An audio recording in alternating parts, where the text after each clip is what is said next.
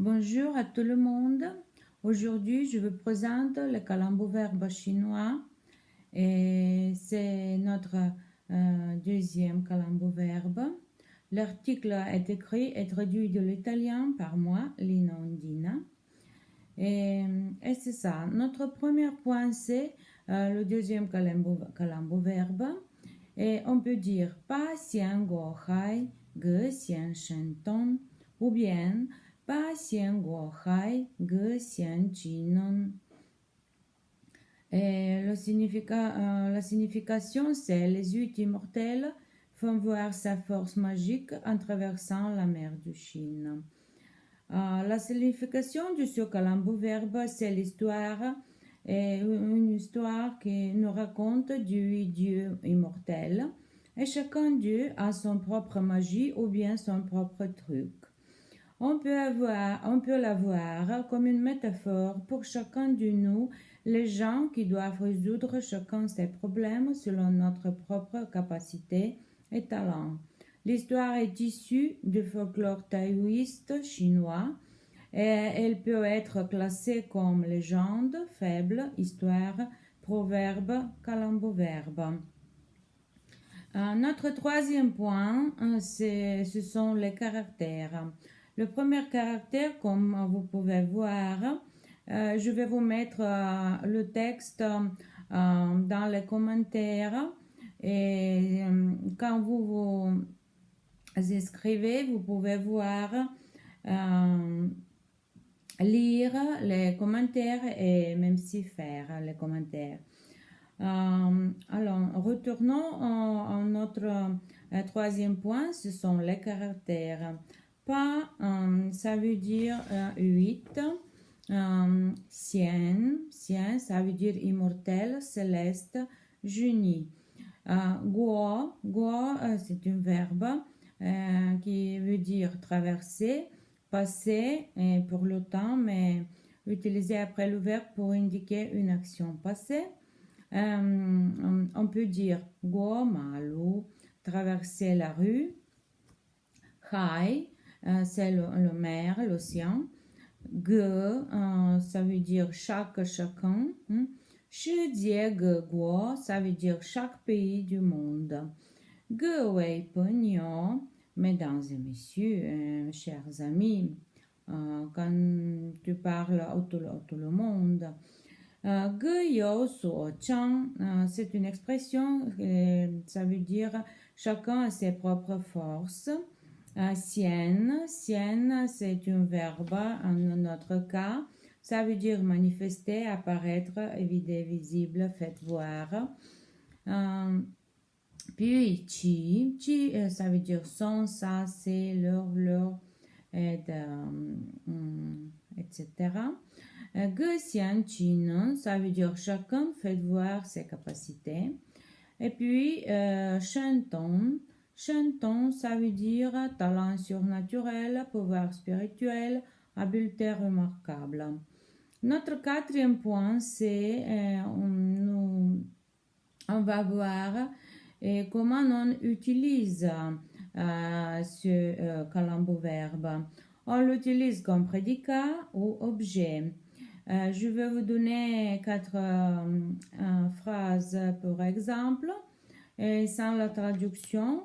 Et ça dépendait de vous de traduire et d'essayer et de voir le significat. La première phrase c'est «我没有懂你计划，你们就把先过海，各先生动吧。» C'est la première. Tony dit quoi? Je vais vous donner je vous ai donné quelques expressions traduites. Avoir un plan planifié. La deuxième phrase c'est Ba xian guo hai, ge xian shen dong, nian di, ge da shan zhang, fen fen na chu zi ji de ban fa lai, ti gao xiao shou Niandi, ça veut dire le fin de l'année. Shangchang, ça veut dire centre commercial. Xiao Shou, chiffre des ventes. Notre troisième phrase, c'est 大致想我们布置任务，至于怎样完成任务，就要靠我们大家把鲜果海各先生懂了。C'est le verbe bouger, ça ménager, arranger, prendre des dispositions, donner des consignes, etc. J'ai eu quant à tel point que cao, ça veut dire s'appuyer contre ou sur, être proche de. Notre quatrième phrase, c'est 为了找到一份工作，同学们拿出了各自的绝招，真是把鲜果海各先生懂。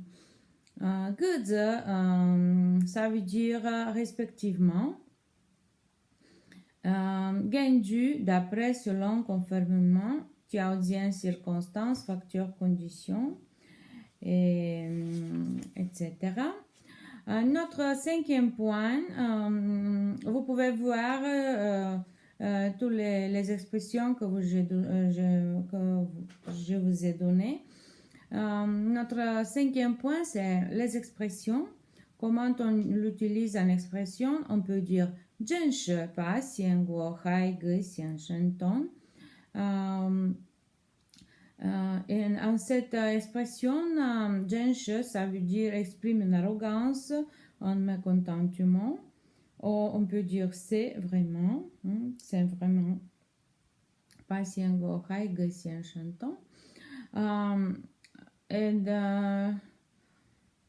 La deuxième expression, c'est 各位把鲜果海各先生懂。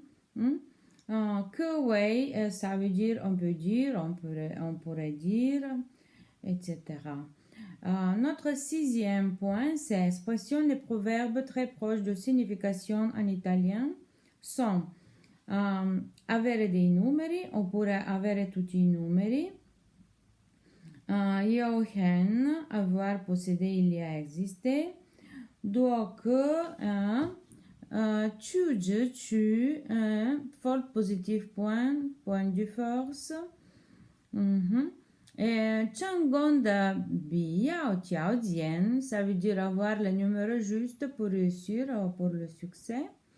La deuxième expression, c'est avere ottime qualità, avere delle doti per le quali riuscirà facilmente in certe cose. C'est une expression en chinois qui veut dire tu les ba zui. C'est comme un chenu, comme un autre type de proverbe. Prodigieux et hors pair, ça veut dire. Et puis, il y a beaucoup de synonymes que je vous ai donnés, comme Caihua, Hen Yi, personne avec beaucoup de talent, Yo Nan Li, Yo Nan.